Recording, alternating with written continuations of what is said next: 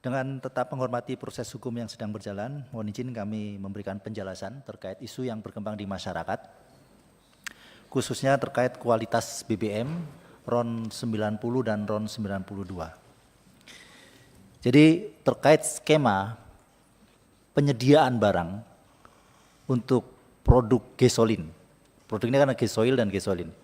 Saya izin menjelaskan yang gasolin dulu, karena ini isunya saat ini adalah gasolin. RON 90 dan RON 92. Dari Pertamina Patraniaga ada dua source, ada dua sumber. Satu sumber dari kilang Pertamina dalam negeri, yang kedua memang ada sumber yang pengadaan dari luar negeri. Kedua source ini untuk yang gasolin, baik 90 maupun 92, kita menerima itu sudah dalam bentuk RON 90 dan RON 92. Tidak dalam bentuk produk RON lainnya. Jadi untuk Pertalite kita sudah menerima produk baik dari kilang maupun dari luar negeri itu adalah dalam bentuk RON 90. Untuk 92 juga sudah dalam bentuk RON 92 baik dari kilang Pertamina maupun pengadaan dari luar negeri. Kecuali Pertalite ada sedikit perbedaan karena dulu Pertalite ini sebelumnya kan kita punya premium ya, RON 88. Tapi saat ini sudah tidak ada.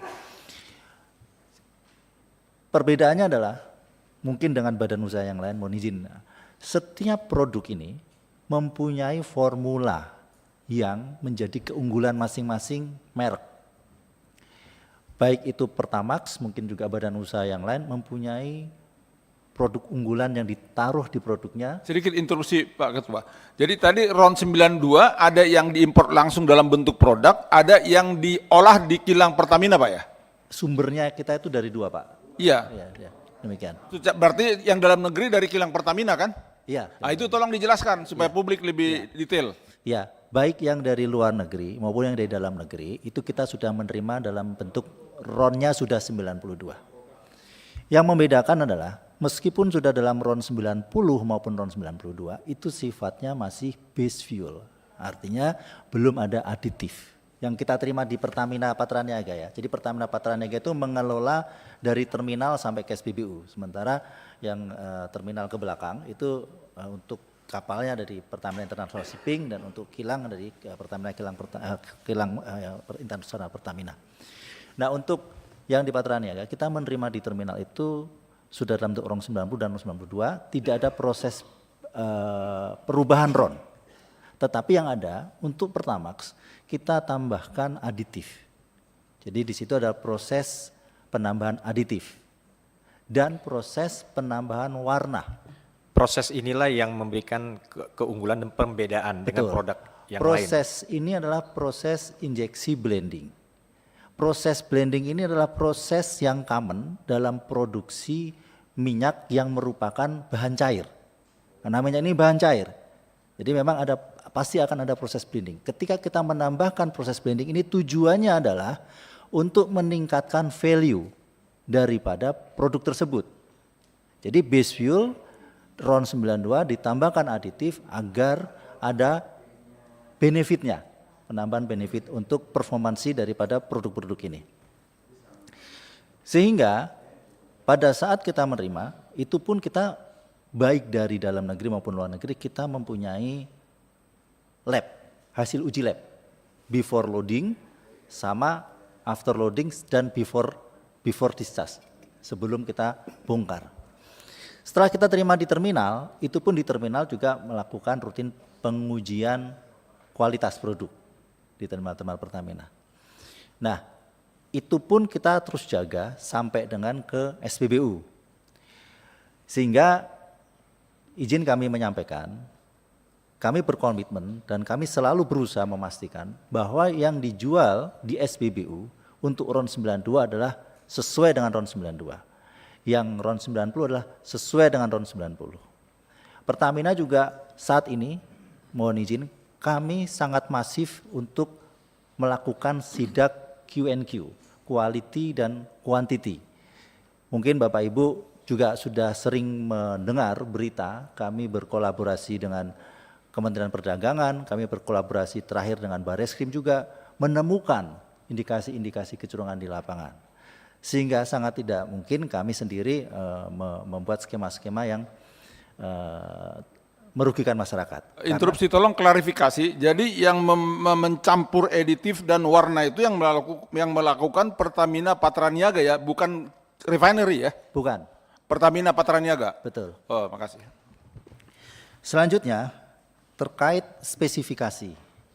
Spesifikasi setiap produk BBM yang dipasarkan di Indonesia ini diatur oleh Dirjen Migas, baik itu RON 90, RON 92, RON 95 maupun RON 98. Jadi kita mengikuti spesifikasi daripada pemerintah.